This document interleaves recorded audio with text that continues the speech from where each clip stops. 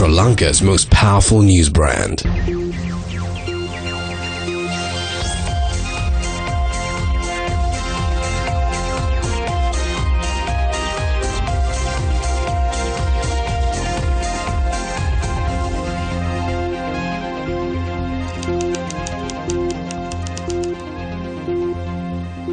Hello there, very good evening and welcome to your Primetime News Bulletin. I'm Shane Silva. And I'm Dasnia Thalda. Now before we go into our bulletin, we are just receiving information that the President of Maldives, Abdullah Yameen, has declared a state of emergency for the next 15 days. Now this was announced a short while ago by a spokesman of the President's office, Ibrahim Muaz Ali. Let's now take a look at tonight's headlines. Arjun Aloysius and Kasun Palisena remanded for 11 days. Attorney General warns of strict legal action if former central bank governor does not return to the country. Auditor General gives reasons for 2-year delay in audit bill. Speaker instructs MPs to maintain discipline ahead of tomorrow's bond debate.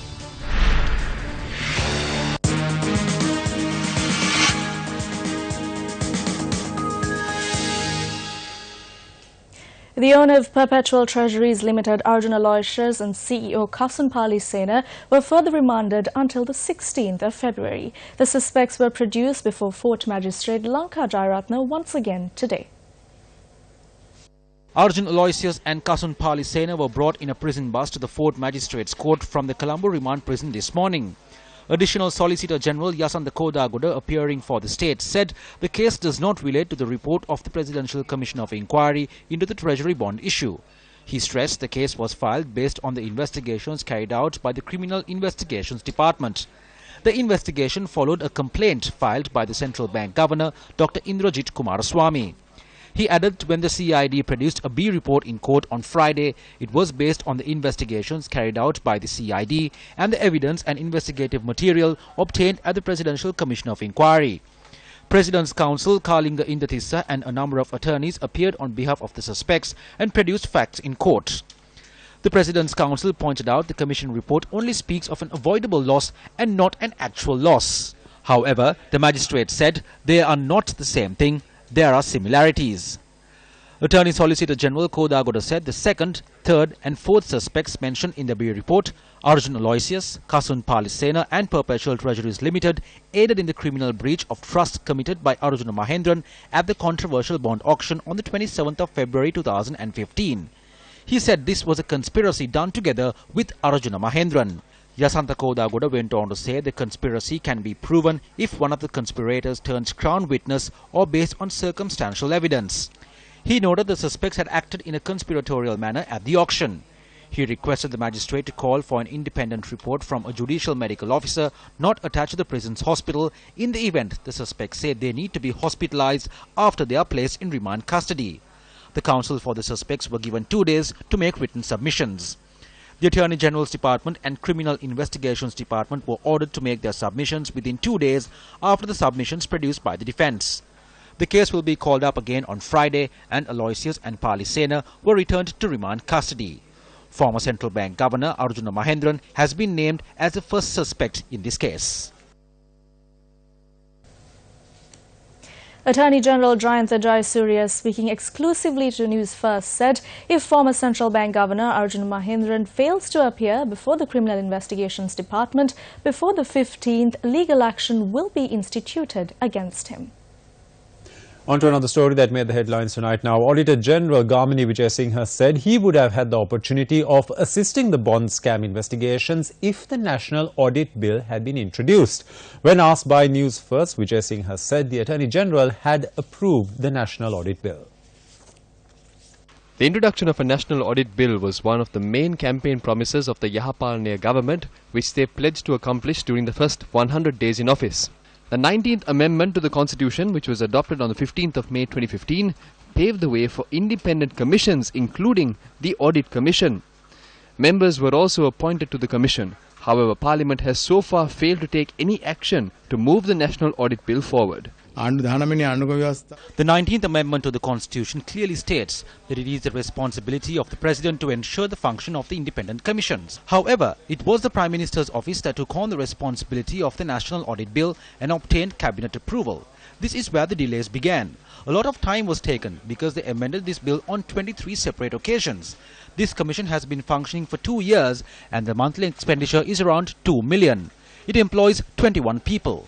However, we cannot do anything productive for the nation. We have received information that the audit bill has been completed by the legal draftsman, signed off by the Attorney General and has been handed over to the Prime Minister's office. We believe that it will be submitted for cabinet approval during the next cabinet meeting.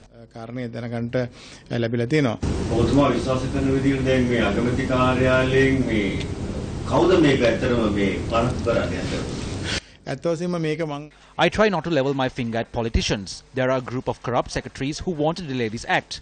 We spent many years perfecting this act. Who wrote the first letter to amend it or destroy it? It came from the Ministry of Finance. The amendments that were made because of this destroyed the essence of the bill. We investigated and created a report on the coal issue and the billions in losses. However, they haven't debated it yet.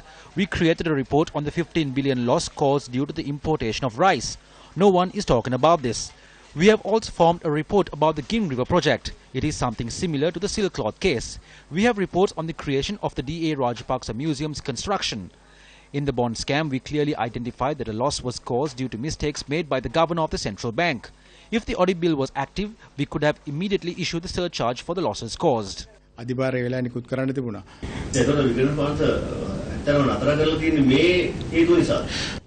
You could imagine something like that because I see no reason for delays.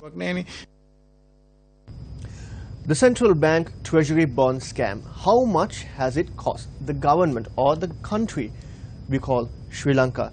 Now, you heard the sentiments of the Auditor General in the news item before. Now, in his report right here, which he compiled for COPE, he says that the immediate loss following the 27th of February 2015 bond auction and the 29th of March 2016 bond auction was just over 1.6 billion. That's 1.6 billion rupees. And he says the long-term loss as the bonds mature is astronomical. With me is Fawaz Shaukat Ali. Fawaz, tell us more about this loss. Well, as you said, in his report, the Auditor General pointed out that the immediate loss was for the two bonds, the 27th of February 15 and the 19th of March 16 bond auctions. The immediate loss was 1.67 billion rupees, and that the loss would actually be higher when one considered the maturity dates. And Zulfik? Yes, Fawaz. Fawaz, I would like to hand over a set of reports to you. This set of reports is in fact the entire set compiled by the Auditor General into the losses. That's pretty heavy. It is, Fawaz, and that's just the tip of the iceberg, right? That's just the tip of the iceberg. Now, these losses, yes, we have two expert opinions on how these losses were caused. The loss is actually even higher. And who says this? The former chairman of the Bank of Ceylon, Rusiripala Tenekon. That all what Sena is trying to make out is completely a distortion of the real facts. Yeah. He has given 7 instances of transactions. Seven bonds. 7 bonds, yeah, which he has transacted with the Employees Provident Fund. Yeah. And this information, yeah, is extremely useful to us because they give the what is called the ISIN number. Yes. It is the number that is attributed to a particular bond. Yeah. So therefore, all the information in relation to such a bond, yeah, will be available to be retraced at any given point of time. He has said that he has sold 2,000 million worth of bonds, 2 billion, yeah, to the EPF, yeah, under a certain given ISN number, yes, yeah, and the EPF has bought it at 2,431 million. What he has failed to disclose is, yeah, at what price did they buy these bonds? That he has not revealed in this internet analysis. They made on that transaction alone 560 million rupees profit. To do this, They have paid bribes to people in the EPF. They have prevented the EPF from making their own bids in the primary market.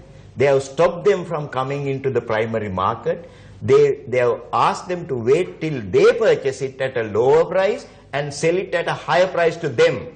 Perpetual treasurers. There are 7 transactions Perpetual Treasuries Limited entered into with the Employees Provident Fund following the first auction. The tainted profit from that was 26.318 billion rupees. This is from the 7 transactions done with the EPF. Thereafter, they entered into 6 transactions with the Sri Lanka Insurance Corporation. The tainted profits from that is 4.1 billion rupees. They entered into 4 transactions with the National Savings Bank. The deficit between the purchase price and the sale price is 819 million rupees. 26.318 billion to Sri Lanka Insurance Corporation, 4.1 billion to NSB plus the 819 million loss. The total loss is around 31 billion rupees. It must be said, this 31 billion rupees has not been recorded in the accounts. How much do they have in their frozen accounts? 12 billion rupees. They have misled the auditors of the central bank and withdrawn more than 20 billion rupees. Well, there you have it. Mr. Gusiripala Tennakon and Kirti Tennakon both expressing their opinion on how the losses were caused to the EPF especially and other state institutions. Now that is how the public money was in fact robbed. I use that word robbed because to emphasize on that act. Now for us, the previous regime was sent packing because the people stood up against corruption, and that regime faced a barrage of allegations related to corruption. Yes, let's go through some of these. Mansions were built in Malwana, in Browns Hill, Martara, and in Gampar. But when cases were filed, there were no owners for these properties. Zulfik? Yes, Fawaz, and then don't forget the embezzlement of the Samurdhi fund. Now those funds were used to purchase GI pipes, and then the person who was accused of it immediately got hospitalized when he was remanded, and then after he was released he started walking again. Let's not forget the passports. One person was found to be in possession of 2 passports, and he was immediately given bail as well.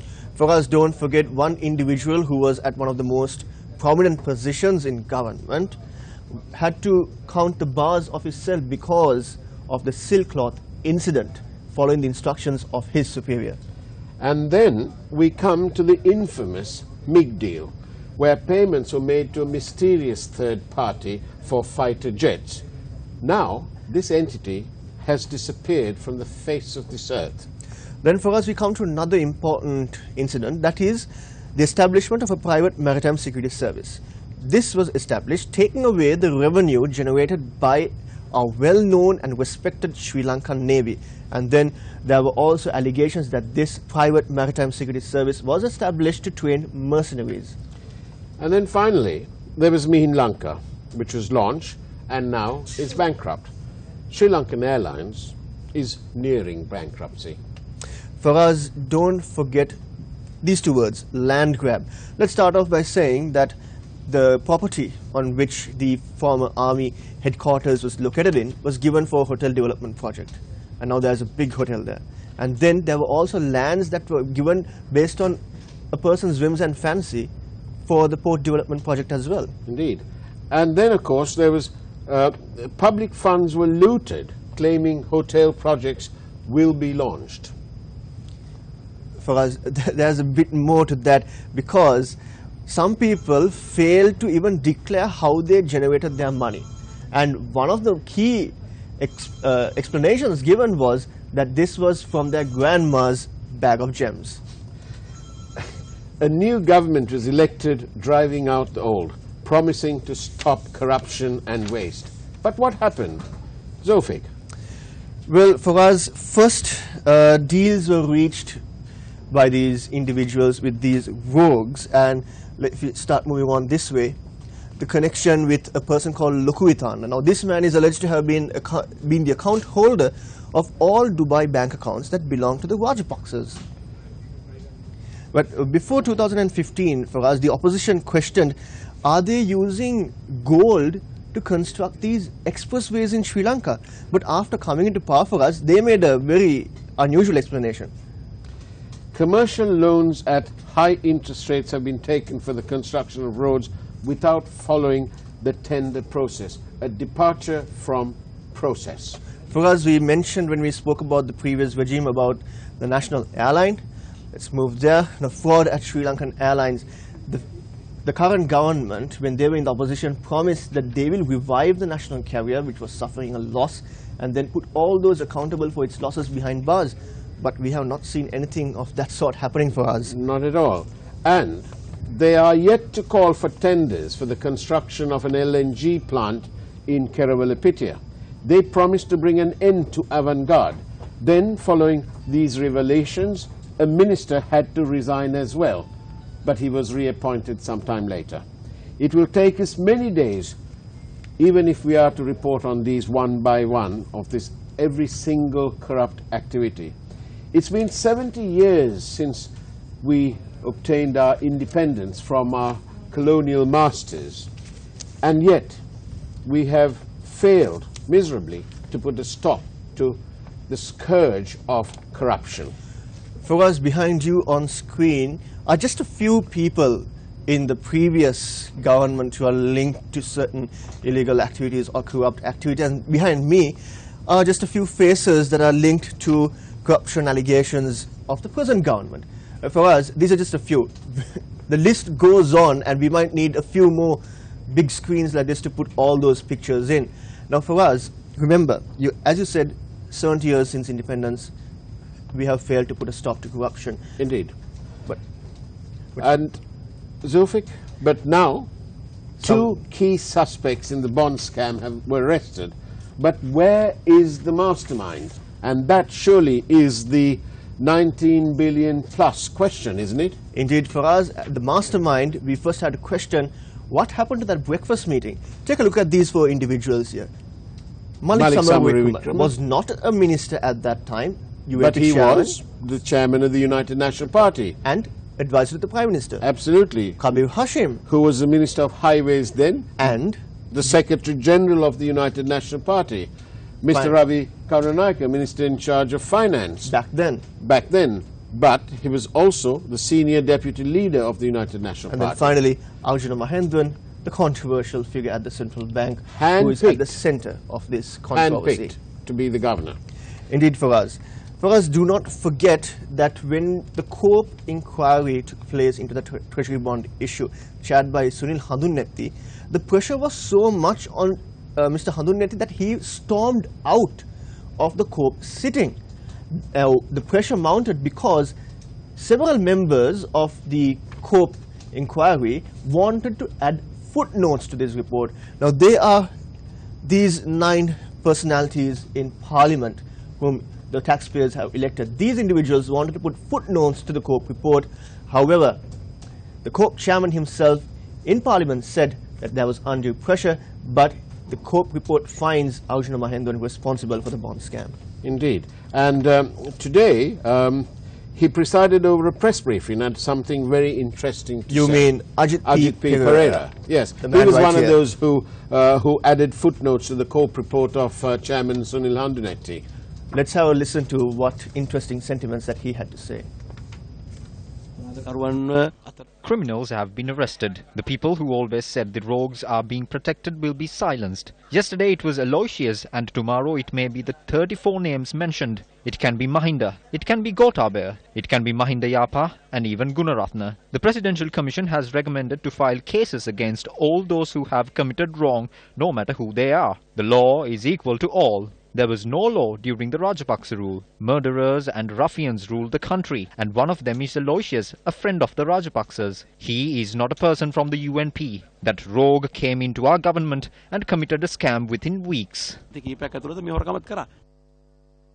From the top position to the bottom position, at the CID and the FCID, these officers have been working for justice, standing tall, providing an essential service to the nation. There are statements being made that the CID tipped us off about the arrest. No, we have been reporting the news for 25 long years, and that B report was produced in court. Everyone is aware what comes next is the arrest. We were closely monitoring the development and the movements because it is our duty to report the news and to explain the news. For us, we must emphasize that the police, the Attorney General's Department, the FCID and the Criminal Investigations Department are all working strong and standing tall to expose corruption and all malpractices in this country, and we must salute them for their tireless efforts to expose corruption in this country. Now, at a time when we see corruption and we are celebrating 70 years since independence, it sometimes feels saddening that the country has failed to eradicate corruption, while many parts in the country are suffering from poverty and other all forms of difficulties. The decision makers are the people, because it is their ballot that counts. Action needs to be taken. It does not mean to catch the thief and send to prison. Every single cent that they have looted has to be recovered, and it is time for the people to rally around a strong person who will be able to do just that. And also for us, we must mention a very important development today around the central bank treasury bond issue. S. Padmanabhan, the interdicted assistant superintendent of the EPF at the Central Bank of Sri Lanka, filed an application saying his fundamental rights were violated. But that application today was rejected by the Supreme Court. In addition to that, we are now able to confirm that the distillery, which is one of the properties of perpetual treasuries owned by Arjun Aloysius, has suspended its production of liquor following a decision taken by the Excise Department. The Department of Excise said measures were taken to suspend the production activities of W.M. Mendes and Company Limited, which is linked to the Perpetual Group owned by Arjun Aloysius. The department's Commissioner General Helen Migas Muller said the decision was taken as it had not paid taxes amounting to 500 million rupees for 15 days. The Excise Department said production has been suspended since January, adding it would grant authorization for production once again after the surcharge of the fee is paid. However, as W.M. Mendes and Company Limited has presented an appeal to the subject minister, the Commissioner General said the matter would be reviewed. It's time for the people to stand up against all forms of corruption and everyone who is corrupt. We are News First. For us, we report, you decide. The news continues after this short commercial break.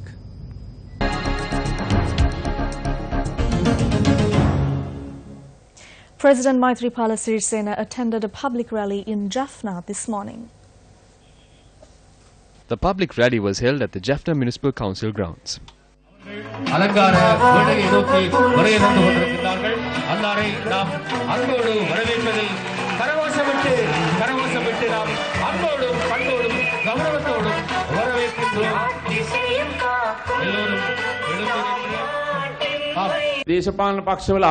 It is the people of the country who lose out because of political disharmony. But after the elections, everyone must come together and work for the people. The government does not give out money to strengthen political parties. It is not right to steal in politics, pocket out the people's money. The government's money is the people's money. You know very well how much was stolen during the Rajapaksa government. This is evident through the commissions that have been appointed. Whether it was the previous government or this government, it does not make a difference to me. Anyone who steals will get the punishment they deserve. The Kankasanture Point Pedro AB21 road was vested in the public today after 18 years. The Kankasanture Point Pedro AB21 road has been closed since the 20th of June 1990. Today, I open this road for you. This will reduce your travel by around 50 kilometers.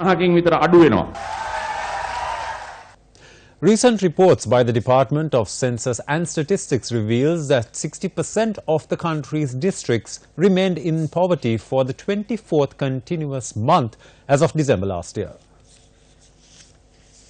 According to the Department of Census and Statistics, 15 districts recorded a minimum expenditure per person per month to fulfill basic needs below 5,484 rupees. Monoragala continued to be the poorest district with the minimum expenditure per person per month to fulfill basic needs recorded at 4,316 rupees. Recently, the State Statistics Office highlighted that the poorest 20% in the country received 5.6% of the national income, while the richest 20% received 50.4%.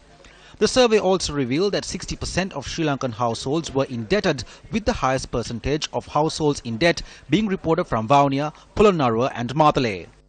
When we look at the income distribution, what we can observe is a clear trend of increasing inequality. In other words, the gap between the higher income groups and the lower income groups has widened over time. But it is not only an income gap between the rich and the poor, you also have urban-rural disparities. In particular, the gap between urban and the estate sector has widened, and it is quite a significant feature. Income and expenditure gap is widening. For instance, if you take the lower income groups, the deficit, that is the gap between income and expenditure, is much larger. And of course, as you move up the income ladder, you can see surplus being accrued to higher income groups. So as a result, when we talk about poverty, we certainly have to focus attention on this widening income gap between the higher income groups and the lower income groups. It is important that the policymakers take this report quite seriously and look at how the information can be made use of for policy making. Clearly, at the moment, the growth rate is more muted than we would like it to be. We probably end the year with little under 4% growth. In our view, the potential growth rate is about 5.75%. So there is an output gap, which we feel needs to be addressed, and I'll talk to you about some of the things that are being done to do that. But the one thing that has to be avoided at all costs is to try to boost the growth rate by loosening macroeconomic policy in an inappropriate way. This is something we have done again and again in the past. We've artificially boosted growth through inappropriate fiscal and monetary policies, and inevitably there is an overheating of the economy and usually both higher inflation, unsustainable inflation, and a balance of payments crisis. That is the repeating cycle of the Sri Lankan economy, and this time we are determined that we will not go for this sugar high in terms of artificially boosting the growth rate through inappropriate macroeconomic policies. So we want to maintain sound policies and to drive the growth rate through reforms. That's what has to be done, not taking shortcuts which cannot be sustained.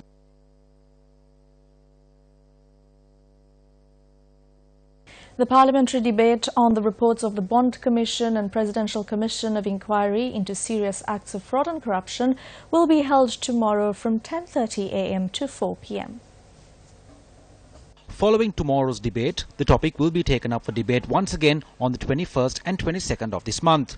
A release issued by the media unit of the Speaker said that the 7,000-page report of the Commission of Inquiry into serious acts of fraud and corruption will be handed over to members of Parliament through CDs. During the party leaders' meeting held today prior to the debate, an issue was raised as to whether the debate could be held as judicial proceedings have been initiated and 2 people have been taken into custody. However, Speaker Karu Jayasuriya said there is no obstruction for such a debate, citing the precedent set by a Speaker of Parliament during the trial of Richard de Zoysa. The Speaker had requested all parties to act with decorum during tomorrow's debate, as a great deal of attention will be paid towards it. The release also notes that the Speaker requested all party leaders to ensure that unsightly situations that occurred in Parliament in the recent past do not occur once again tomorrow. And that's a wrap of Primetime News for tonight. For the News First team, I'm Datsniya Thalda. And I'm Shen Silva. Take care and good night.